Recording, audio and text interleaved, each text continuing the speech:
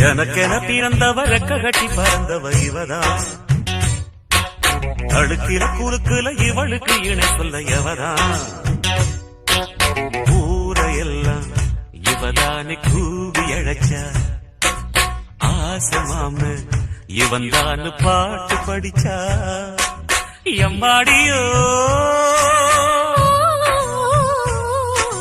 உனக்கென பிறந்தவர் ரெக்க கட்டி பறந்தவ இவதான்